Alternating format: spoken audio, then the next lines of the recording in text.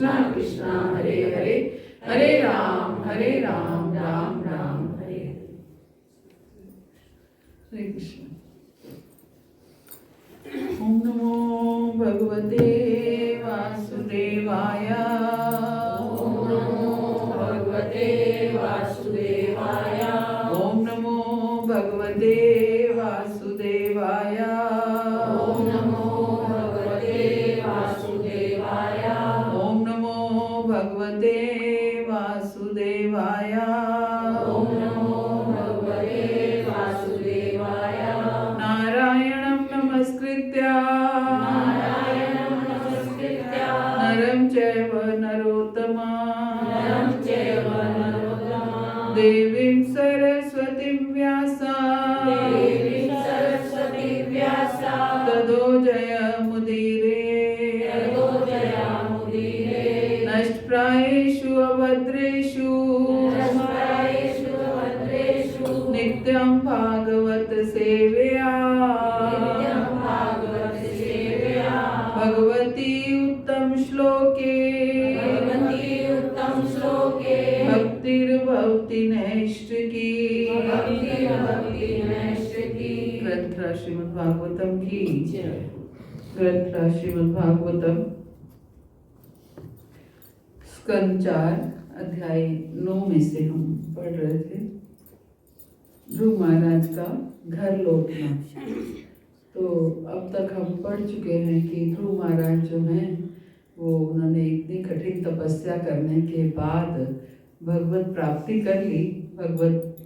भगवान उनके सामने उसी रूप में प्रकट हुए जिस रूप में वो भगवान का ध्यान कर रहे थे। और अब भगवान जब प्रकट हुए तो ध्रुव महाराज के मुख से शब्द नहीं निकल रहे हैं। तो भगवान ने ध्रुव महाराज के मस्तक पर अपना शंख छुआया तो ध्रुव महाराज के मुख से भगवान की स्तुतियां निकलने लगी। तो हमने यही सीखा कि जब भगवान की जब कृपा होती है तभी हम भगवान की स्तुति या भगवान की ग्लोरिफिकेशन हम कर सकते हैं। हमारे मुख से भगवान के लिए कोई शब्द कोई वाणी निकलती है। अब ध्रुव महाराज स्तुतियां करके हटे हैं, मतलब स्तुतियां कर ली हैं। अब भगवान ध्रुव महाराज को उनके मुंह मांगा मन चाहा वर देना चाहते हैं, जिनके पीछे उन्होंने इतनी तपस्या की थी। तो अब भगवान ध्रुव महाराज की स्तुतियों का जवाब दे रहे हैं। तो भगवान कहते हैं श्लोक संख्या 19 में कि हे राजपुत्र ध्रुव, तुमने पवित्र व्रतों का पालन किया है और मैं तुम्हारी आंतरिक इच्छा भी जानता हूँ। यद्यपि तुम अत्यंत महत्वाकांक्षी हो और तुम्हारी इच्छा को पूरा कर पाना कठिन है, तो भी मैं उसे पूरा करूँगा और तुम्हारा कल्याण हो।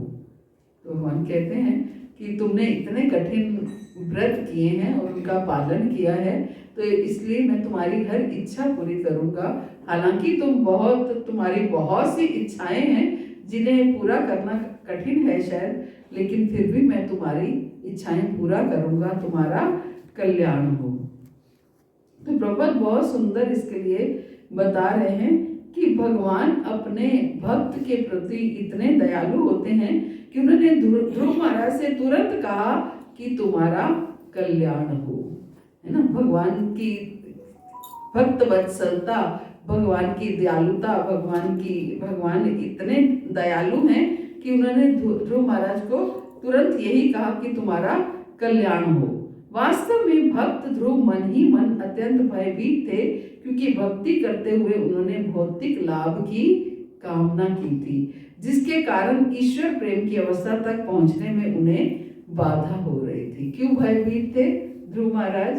क्योंकि आए तो वो धन की इच्छा थे, आए तो वो राज्य प्राप्त करने की इच्छा से थे, लेकिन भक्ति करते करते क्या हुआ, मन निर्मल हो गया।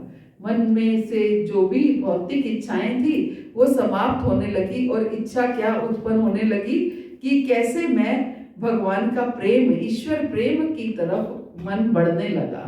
अब भय क्या होने लगा कि शुरू तो मैंने इसलिए किया था कि मुझे राजपाट मिल जाए, लेकिन अब मुझे ईश्वर प्रेम की इच्छा है, तो कहीं भगवान मेरी वही इच्छा पूरी ना करें कि सिर्फ मुझे राज्य तो दे दें और मैं ईश्वर प्रेम से वंचित रह जाऊं। अब ध्रुव महाराज के मन में ये भय होने लगा, क्योंकि जब दो चीजें सामने मिलती हैं तो लगता है मांगा तो मैंने थोड़ा सा था और ये जो सामने चीज मिल रही है ये तो और ज्यादा है, तो कहीं ऐसा ना हो जो मैंने थोड़ी चीज मांगी हो, जो हल्की चीज मांगी है वो मुझे मिल जाए और दूसरी चीज मुझे ना मिले, क्योंकि मेरी इच्छा तो केवल वही थी। तो ध्रुव महाराज के मन में अब ये भय है कि मैंने तो केवल भगवान से राज्य मांगा था, अपने पिता से भी, पितामहों से भी बड़ा राज्य मुझे चाहिए, तो भगवान कहीं मुझे वही देख करके अपना पल्ला छुड़ा ना लें। तो क्योंकि अब मन निर्मल हो चुका है, अब मन में जो है भौतिक इच्छाएं समाप्त हो चुकी हैं, अब ईश्वर प्रेम की इच्छा की जागृति हुई है, तो ध्रुव महाराज को ये अब भय रहने लगा है। तो ऐसा ही भय शायद सब भक्तों के अंदर होता है कि कहीं ऐसे, क्योंकि बीच बीच में भौतिक इच्छाएं भी जागती हैं और फिर साथ में ईश्वर प्रेम की इच्छा तो होती ही है।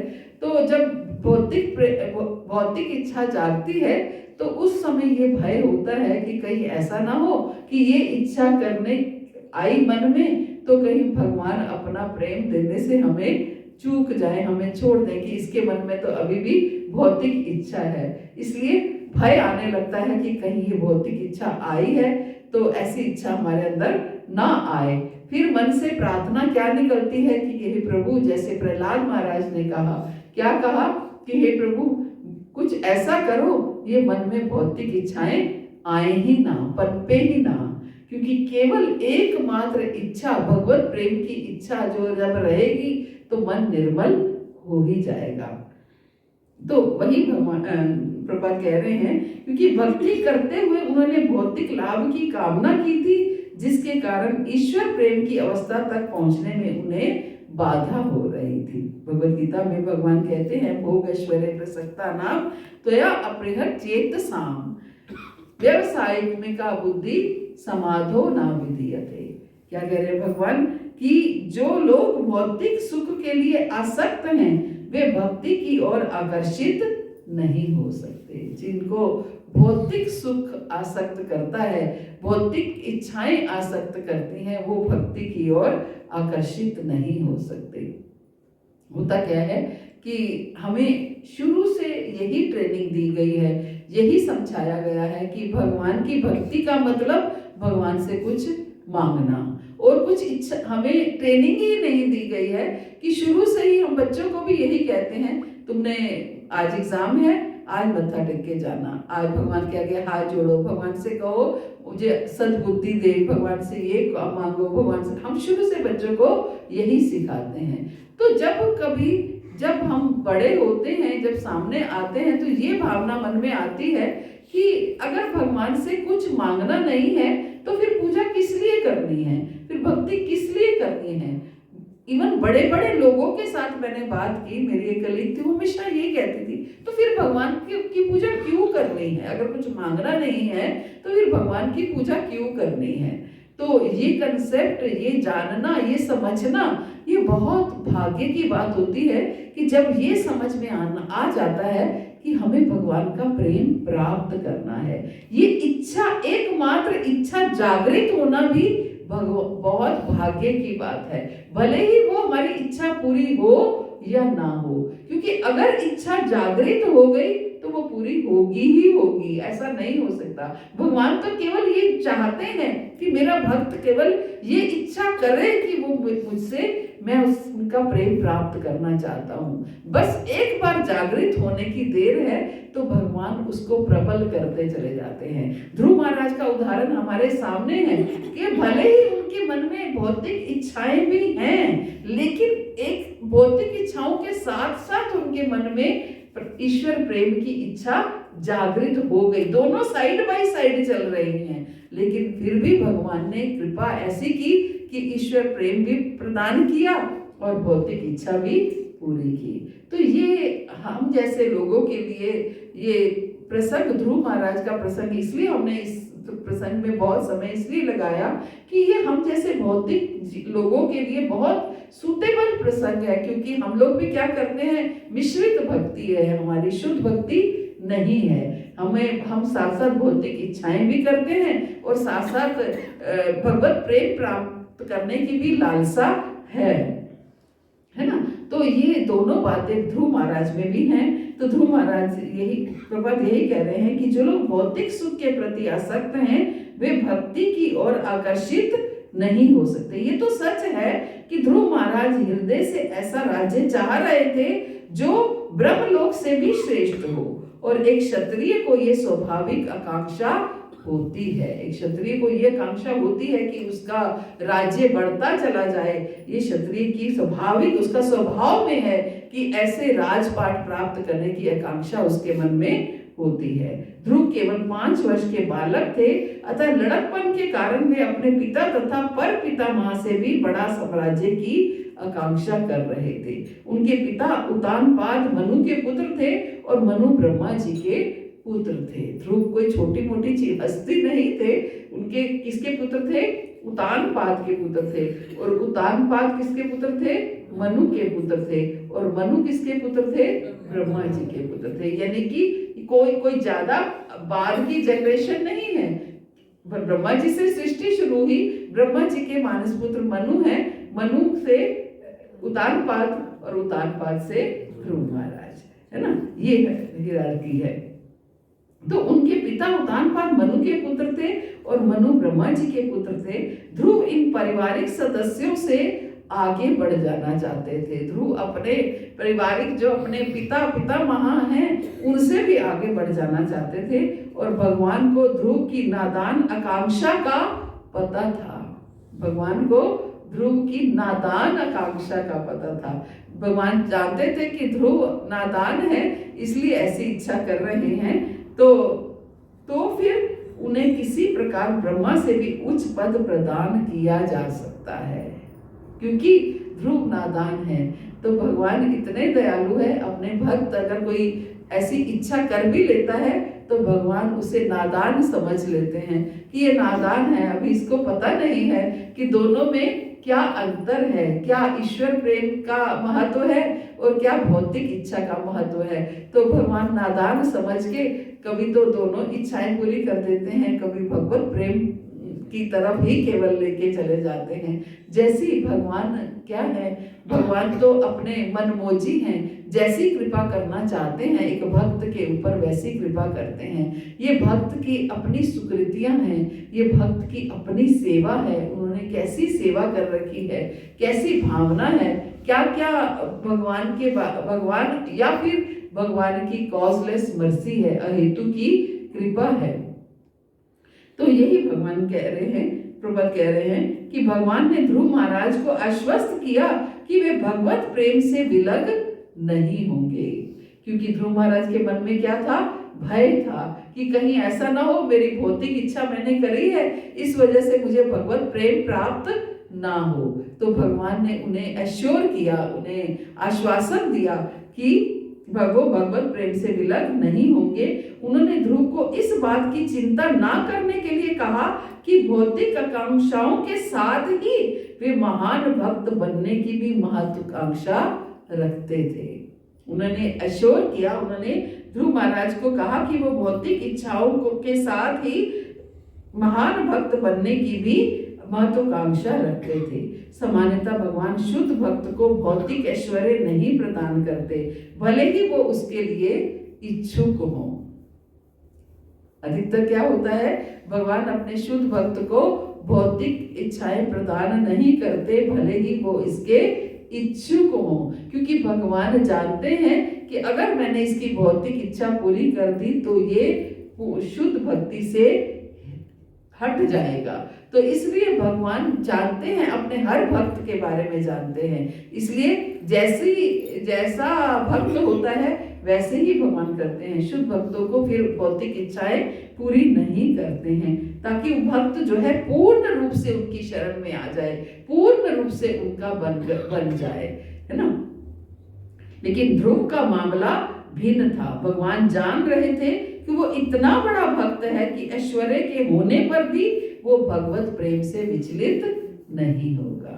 ध्रुव का मामला प्रभुपाद कहते हैं अलग था, क्योंकि भगवान जानते थे कि उसके पास जितना भी ऐश्वर्य आ जाएगा लेकिन फिर भी वो भौतिक भगवत प्रेम से विचलित नहीं होगा। भगवान उनकी भौतिक इच्छाएं पूरी नहीं करते जिनको भगवान जानते हैं कि अगर इनके पास ऐश्वर्य आ गया, अगर इनके पास भौतिक भोग विलास आ गया तो ये भगवत पद से विपत्त हो जाएंगे, इसलिए भगवान उनकी इच्छाएं पूरी नहीं करते। इससे पता चलता है कि अन्य योग्य अत्यंत योग्य भक्त भौतिक सुख की सुविधा के साथ ही भगवत प्रेम भी कर सकता है, किंतु ये एक विशेष दशा है, विशेष दशा है। भगवान कहते हैं ये एक स्पेशल, प्रभुपाद कहते हैं ये एक स्पेशल केस है। ऐसा नहीं है कि हमें भगवत प्रेम की इच्छा के साथ भौतिक इच्छाएं भी रखनी है, भगवान दोनों पूरी कर देंगे, जरूरी नहीं है। हो सकता है भगवान आपकी भौतिक इच्छा पूरी कर दें और भगवत प्रेम से वंचित रख दें। इसलिए प्रयास क्या करना है, केवल भगवत प्रेम की इच्छा रखें। वो ध्रुव महाराज, जरूरी नहीं कि ध्रुव महाराज के ऊपर ऐसी कृपा हुई तो हम सबके ऊपर हो जाए, लेकिन प्रयास हम क्या करें कि केवल भगवत प्रेम की इच्छा रखें। ये एक स्पेशल केस में प्रभुपाद कहते हैं ऐसा हुआ। आगे भगवान कहते हैं, हे ध्रुव, मैंने तुम्हें ध्रुव नामक दिव्यमान ग्रह प्रदान करूंगा। क्या दे दिया भगवान ने उनको? ध्रुव लोक दे दिया है ना। मैं तुम्हें ध्रुव नामक दिव्यमान ग्रह प्रदान करूंगा जो कल्पांत में प्रलय के बाद भी अस्तित्व में रहेगा। जब कल्प समाप्त होता है, कल्प कब समाप्त होता है? ब्रह्मा जी का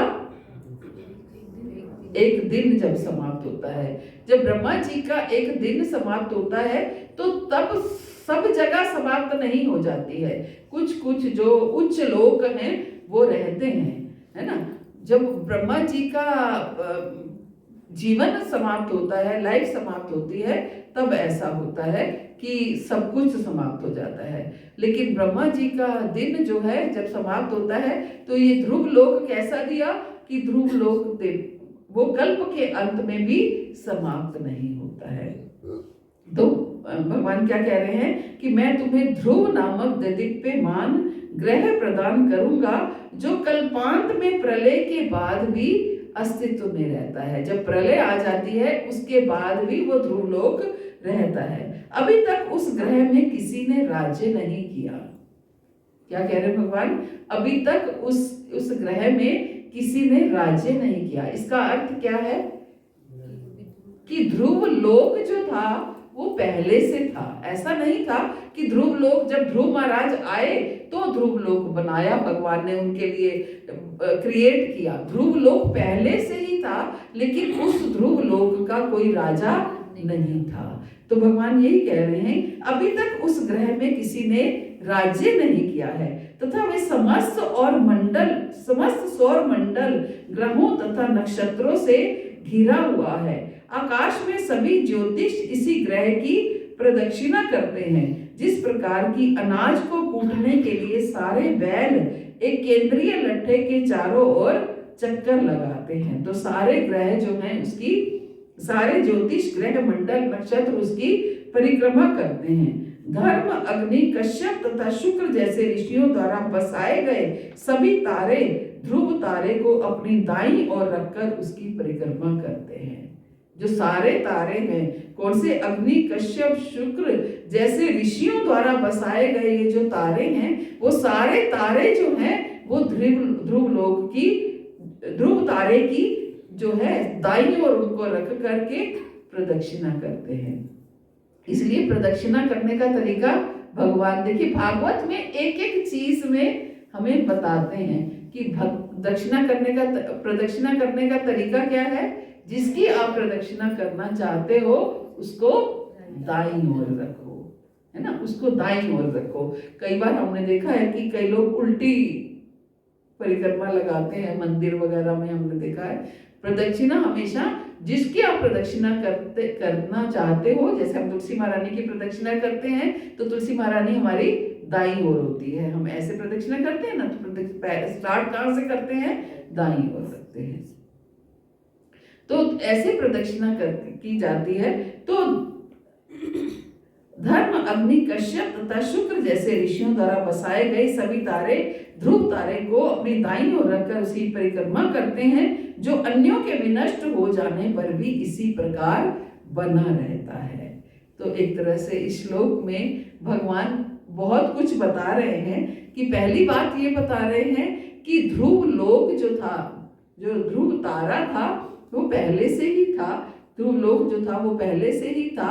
तो ध्रुव तारे की ही सारे जो बाकी के तारे थे वो क्या ऋषि तारे क्या है, ये सारे क्या बता रहे हैं, अग्नि, कश्यप, शुक्र जैसे ऋषियों द्वारा बसाए गए ये सारे तारे हैं। ये सारे तारे ध्रुव तारे की प्रदक्षिणा करते थे और सारे जो ज्योतिष ग्रह भी हैं वो भी सारे इनकी प्रदक्षिणा करते थे। यानी कि ये तारा जो है वो सब तारों से, तभी तो उनकी प्रदक्षिणा की जाती है, सब तारों से बड़ा तारा है, उसका उनका अस्तित्व ज्यादा है उनका, तो इसलिए, लेकिन उनका कोई अभी राजा नहीं था, उनका कोई लीडर नहीं था। तो भगवान ने ध्रुव को ध्रुव लोक प्रदान किया, है ना, उस तारे को प्रदान, उस लोक को प्रदान किया, जो लोक जो है वो जब ब्रह्मा जी की रात्रि होती है तो प्रलय आती है, तो उस प्रलय के समय में भी वो लोक समाप्त नहीं होता है। प्रभुपाद बता रहे हैं कि यद्यपि ध्रुव महाराज द्वारा अधिकार प्राप्त करने के अस्तित्व था, जब ध्रुव महाराज को अधिकार प्राप्त हुआ उससे पहले भी ध्रुव तारा था, किंतु उसका कोई अधिष्ठाता देव नहीं था। ये ध्रुव लोक जो हमारा ध्रुव तारा है अत्यंत समस्त तारों तथा सौर मंडल का केंद्र है, क्योंकि वे सभी नक्षत्र सौर मंडल ध्रुव लोक को उसी प्रकार प्रदक्षिणा करते हैं जिस प्रकार बैल अन्न कूटने के लिए मध्यवर्ती स्तंभ के चारों ओर घूमता है। बैल को जो अब तो मशीनों से होता होगा, पहले क्या होता था, धान जब काटी जाती थी तो बैल को चलाया, हाँ, बैल उसके ऊपर कुचलते थे ताकि वो धान का छिलका उतर जाए और गेहूं, यही होता था ना, होता थी उन लोगों ने, है खाली दाने नहीं, चने के लिए भी करते है ना, तो ऊपर से बीच में से गेहूं जो है वो निकलता था। अब तो सब कुछ शायद मशीनों से होने लगा, लेकिन पहले ऐसा होता था। तो भगवान उसी का उदाहरण देते हैं कि ऐसे प्रदक्षिणा कर रहे थे जैसे बैल जो है वो गेहूं के ऊपर चलता है, तो ऐसे वो प्रदक्षिणा कर रहे थे। तो ध्रुव ने सर्वश्रेष्ठ ग्रह लोक चाहा था और उनकी ये इच्छा बालकों जैसी थी। ध्रुव की ये इच्छा कैसी थी, बालकों जैसी इच्छा थी। जैसे एक बच्चा नादानी में इच्छा कर लेता है कि मुझे ये चीज चाहिए, जो कुछ, जैसे भगवान ने क्या इच्छा की थी, कृष्ण ने क्या इच्छा की, अपनी माँ को कहा मुझे चांद चाहिए, चांद चाहिए। तो मैया ने क्या किया, पानी में उनको चांद दिखाया कि ये लो चांद है। तो बालक नादानी में ऐसी इच्छाएं करते हैं जो इच्छा पूरी नहीं की जा सकती, तो माता पिता उनको किसी ना किसी तरीके से बहला फुसला करके उनकी इच्छा पूरी करते हैं। लेकिन भगवान ने ध्रुव को बहलाया फुसलाया नहीं है, भगवान ने ध्रुव की इच्छा की जो बालकों जैसी थी, फिर भी भगवान ने उसे पूरा कर दिया। एक छोटा बालक अपने पिता से ऐसी वस्तु मांग सकता है जो अभी तक उसने किसी को ना दी हो, किंतु जो भी पिता प्रेमवश उसे वह वस्तु दे देता है, इसी प्रकार ये अद्वितीय ध्रुव लोक महाराज ध्रुव को प्राप्त हुआ। और इस ग्रह की विशेषता क्या है कि ये प्रलय हो जाने पर भी, यहाँ तक कि ब्रह्मा की रात्रि के समय होने वाले प्रलय में भी ये बना रहता है। तो हम सब जानते हैं कि प्रलय दो प्रकार का होता है, एक तो ब्रह्मा जी की रात्रि के समय और दूसरा ब्रह्मा जी का जब जीवन समाप्त होता है, जब उनके 100 वर्ष पूरे हो जाते हैं तो वो महाप्रलय होता है। तो ब्रह्मा जी के जीवन के अंत के समय कुछ चुने हुए पुरुष भगवान के धाम जाते हैं। ध्रुव महाराज उनमें से एक है। जब ब्रह्मा जी के जीवन का अंत समय होता है, अंत समय कुछ चुने हुए पुरुष, प्रभुपाद कहते हैं, भगवान के धाम में जाते हैं और ध्रुव महाराज उनमें से एक है। भगवान ने ध्रुव को आश्वस्त किया कि वे आंशिक प्रलय के बाद भी जीवित रहेंगे, वो आंशिक प्रलय जब होगा, जब ब्रह्मा जी का दिन समाप्त होगा, वो तब भी वो जीवित रहेंगे और इस प्रकार पूर्ण प्रलय होने पर वो सीधे वैकुंठ लोक चले जाएंगे। जब पूर्ण प्रलय होगा, पूर्ण प्रलय कब होगा जब ब्रह्मा जी का जीवन समाप्त होगा, तो उस समय वो वैकुंठ लोक चले जाएंगे। तो इस संदर्भ में श्री विश्वनाथ चक्रवर्ती ठाकुर की टीका है कि ध्रुव लोक श्वेत द्वीप, मथुरा तथा द्वारका जैसा एक लोक है। ये ईश्वर के राज्य के शाश्वत स्थल है। ध्रुव लोक क्या है? ईश्वर के राज्य के शाश्वत स्थल है। मतलब कि ये भगवान के राज्य का ही, एक तरह से भगवान के देश का एक छोटा सा राज्य है। वो राज्य जो समाप्त शाश्वत है, जो सदा रहता है, जो समाप्त नहीं होता है। ऐसे कह सकते हैं वैकुंठ का हिस्सा, लेकिन है भौतिक जगत में नहीं, भौतिक जगत में भी नहीं कह सकते, इनका अलग लोक है ये। और भौतिक लोकों 14 लोकों में तो नहीं है तो अलग लोक, ब्रह्मा जी के लोक से भी ऊपर का लोक है। मतलब इवन ब्रह्मा जी की रात्रि के समय जो है ये रहता है, तो ये अलग लोक है, भौतिक लोकों में नहीं कह सकते हैं। तो ब्रह्मा जी के लोक से ऊपर का लोक है ये, ब्रह्मा जी के लोक से भी ऊपर का लोक है ये। तभी तो उनको श्वेत लोक और श्वेत द्वीप और मथुरा और द्वारका जैसा एक लोक है। जैसे ये एक आध्यात्मिक लोक है ना, ये जो मथुरा द्वारका ये जो है ये आध्यात्मिक लोक है। ऐसे ध्रुव लोक को भी आप आध्यात्मिक लोकों में भले ही ना तो जैसे ये लोक जो है ये आध्यात्मिक और भौतिक लोकों के बीच के लोक हैं। तो श्री विश्वनाथ चक्रवर्ती ठाकुर यही कहते हैं कि ये ईश्वर के राज्य के शाश्वत स्थल है, भगवान के राज्य हैं, उनके शाश्वत स्थल है, ये समाप्त नहीं होते हैं। जिनका वर्णन भगवद गीता में कैसे किया गया है? तद ओम तद विष्णु परमं पदम सदा पश्यन्ति सूर्या परस्तात कल्पवासी मान। प्रलय के बाद आबाद ग्रहों से पले है कि जब प्रलय आ जाती है तो भी ये लोक जो है ये आबाद रहते हैं, है ना। इवन जो शिवलोक है, शिवलोक भी क्या है? जब आंशिक प्रलय आती है तो वो आबाद रहते हैं। तो एक तरह से वैसे लोक हैं ये जो प्रलय आने के बाद भी आबाद रहते हैं, जो वैकुंठ लोक का सूचक है। दूसरे शब्दों में भगवान ने ध्रुव महाराज को वैकुंठ लोक भेजने का आश्वासन दे दिया कि जब महाप्रलय के बाद, जब ब्रह्मा जी की लाइफ समाप्त होगी, उसके बाद आप वैकुंठ में प्रस्थान करोगे। उससे पहले आपका लोक पूर्ण रूप से मेंटेन रहेगा, ऐसे ही रहेगा, शाश्वत रहेगा। एक तरह से शाश्वत इसलिए कह दिया जाता है क्योंकि ब्रह्मा जी का जीवन जो है वो 100 वर्ष है, वो बहुत लंबी आयु है, इसलिए ऐसे लोगों को फिर शाश्वत लोक कह दिया जाता है। हरे कृष्णा। श्री प्रभुपाद की जय, गुरु महाराज की जय, आप सब भक्तों की जय। तो किसी का कोई प्रश्न है तो ले सकते हैं। ध्रुव लोक समझ में आया सबको? आगे भगवान और भी बताएंगे।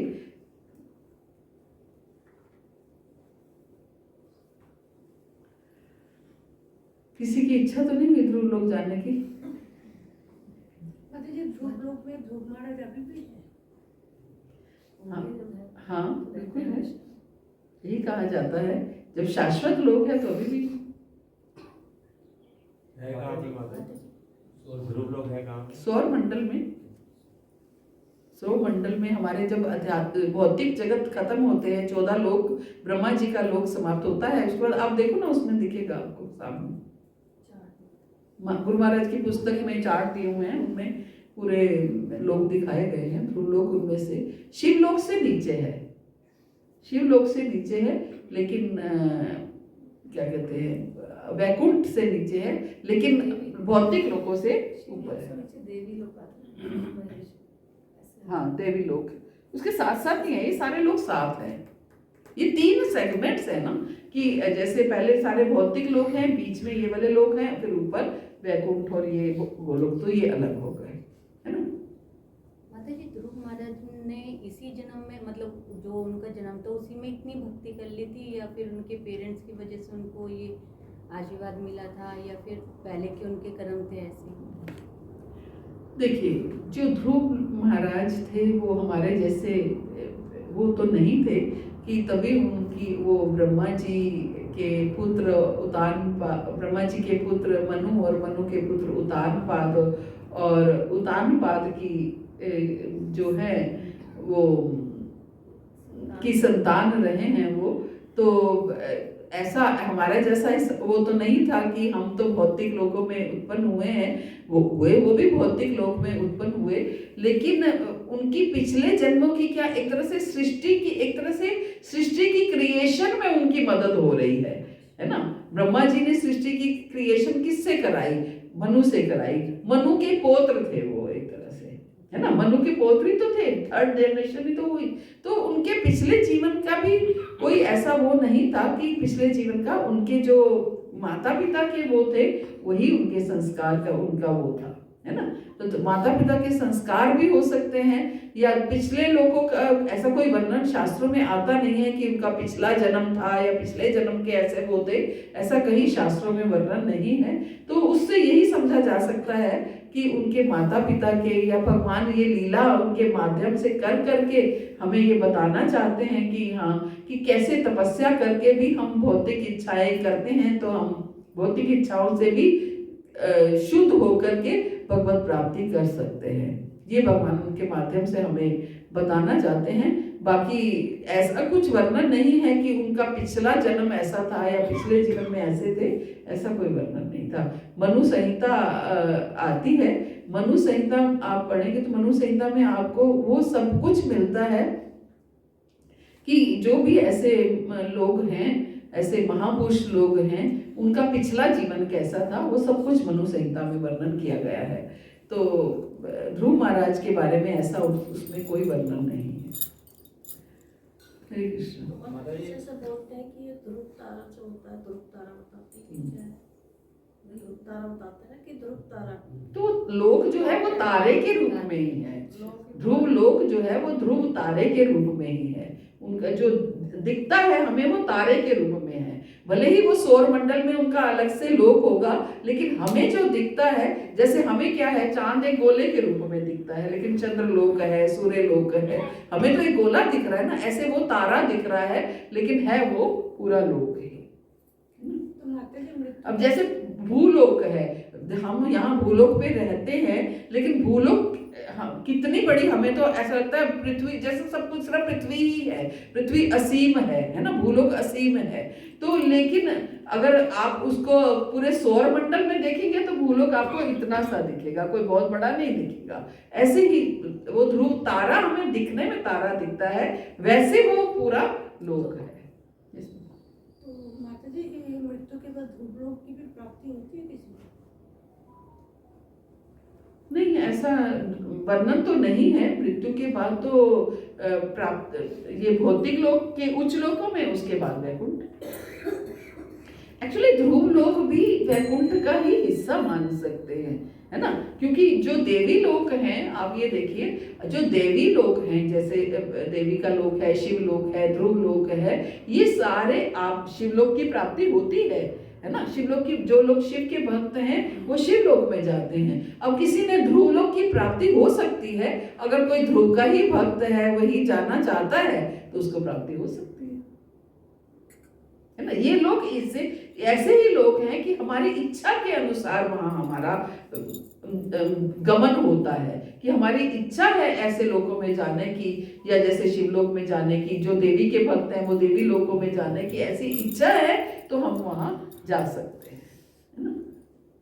माता जी, भगवत प्रेम पाने के लिए तो जो है सिर्फ तपस्या पर्याप्त नहीं होती है, उसके लिए तो जो है साधु संग भी है और नवता भक्ति के विभिन्न चरण भी हैं। तो उससे जो हम जानते हैं कि भगवान का प्रेम प्राप्त कर सकते हैं, उनकी कृपा प्राप्त कर सकते हैं। तो ध्रुव महाराज तो जाके जंगल में नदी किनारे उन्होंने तपस्या की सिवा, तो उनको कैसे? सुंदर प्रश्न है प्रभु जी का, कि भगवत प्रेम प्राप्त करने के लिए तो केवल तपस्या पर्याप्त नहीं है, तो उसके लिए तो भगवान के लिए तो यही तो बताया गया है कि भगवत जब वो तपस्या तो उन्होंने भौतिक इच्छा से की, लेकिन तपस्या करते करते उनका हृदय निर्मल हुआ, तपस्या करते करते वो शुद्ध हुए और शुद्ध होकर के उनके अंदर जो है वो भगवत प्रेम की इच्छा जागृत हो गई। तभी तो ध्रुव महाराज के भीतर भय उत्पन्न हो गया कि कहीं ऐसा ना हो, मेरी इच्छा की शुरुआत तो भौतिक इच्छा से हुई थी और अब मेरे अंदर भगवत प्रेम की इच्छा है, तो कहीं प्रभु ऐसा ना करें कि मेरी भौतिक इच्छा पूरी कर दे और मुझे भगवत प्रेम से वंचित रख दे। तो वो इच्छा भी उनके अंदर उत्पन्न हुई, क्योंकि यही इसका अर्थ ये समझ में आता है कि जब तक हम भक्ति करके पूरी तरह शुद्ध नहीं होते तब तक हमारे अंदर भगवत प्रेम की इच्छा भी जागृत नहीं होती है। जब उन्होंने तपस्या की तो उनके अंदर इच्छा जागृत हुई भगवत प्रेम की, है ना। तो भगवान तो इच्छा को देखते हैं कि आपकी इच्छा क्या है, लालसा क्या है, किसके पीछे आप इतनी तपस्या कर रहे हो। मान लीजिए आपकी इच्छा भगवत प्रेम की है और आपका मार्ग तपस्या का है ना। तो आपकी इच्छा भगवत प्रेम की है तो आपको तपस्या से भी भगवत प्रेम प्राप्त होगा, ऐसा नहीं है। वो बात अलग है कि जो लोग इतनी कठिन कठोर तपस्या करते हैं उनकी इच्छा भगवत प्रेम की नहीं होती है, उनकी इच्छा भौतिक की होती है। अब देखो जितनी भी कठोर तपस्याएं करते हैं तो उनको जो इच्छा होती है, आप इनका देखिए नहीं, हिरण्यकशिपु तो चलो असुर हुए, उनकी तो भौतिक इच्छाएं थी। इनकी जो थी शतरूपा और मनु और शतरूपा, इनकी क्या इच्छा थी? भगवान को पुत्र रूप में प्राप्त करने की। ये तो भौतिक इच्छा नहीं थी, एक तरह से भगवान को प्रेम प्राप्त करना, भगवान के साथ संबंध स्थापित करना, भगवान को पुत्र रूप। लेकिन उन्होंने तपस्या क्या की? उन्होंने तपस्या की, कठोर तपस्या की। आप नैमिषारण्य जाइए, उनका इतना सुंदर स्थल बना हुआ है जहां पर उन्होंने तपस्या की। तो ये उनकी तपस्या किस लिए थी? भगवान को पुत्र रूप में जानने की। तो इस तरीके से ये तपस्या ऐसा नहीं है, आपकी तपस्या की जो इच्छा है, जो कामना है, वो अगर अच्छी है तो भगवान वही इच्छा पूरी करेंगे। ऐसा नहीं है कि तपस्या से भगवत प्रेम प्राप्त नहीं हो सकता, तपस्या से भी भगवत प्रेम प्राप्त हो सकता है। वो बात अलग है कि हम भगवत प्रेम के लिए तपस्या करते नहीं हैं, हम तपस्या करते हैं भौतिक इच्छाओं के लिए। आज भी देख लीजिए, आज भी आप एकादशी भगवत प्रेम के लिए करते हैं तो लोग इसको स्वीकार नहीं करते हैं कि आप एकादशी भगवत प्रेम के लिए कर सकते हैं। एकादशी भी भौतिक इच्छाओं के लिए की जाती है।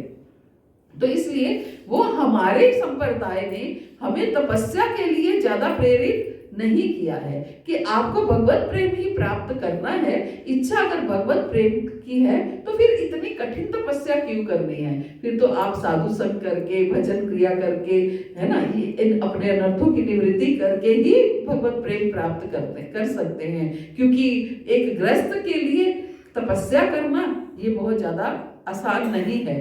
तो इसलिए इच्छा लेकिन ऐसा नहीं है कि आप तपस्या अगर भगवत प्रेम के लिए करते हैं तो वो भगवत प्रेम नहीं प्राप्त होता। भगवत प्रेम उससे भी प्राप्त हो सकता है, लेकिन जो ये असुर लोग हैं, ये हिरण्यकशिपु ने की या रावण ने की है, हाँ उनको भी, खैर उनका तो केवल तपस्या नहीं थी, उनका तो बहुत कुछ था, लेकिन ऐसा तपस्या से भी भगवत प्रेम प्राप्त हो सकता है। वो अगर हमारी तपस्या करने की उद्देश्य, तपस्या करने का जो भावना है वो भगवत प्रेम की होनी चाहिए, है ना। एक प्रश्न बहुत लोगों के मन में आ रहा है पर पूछ नहीं रहे कि ऐसा क्या किया जाए जिससे भौतिक इच्छाएं भी पूर्ण हो और भगवत प्रेम की भी प्राप्ति हो।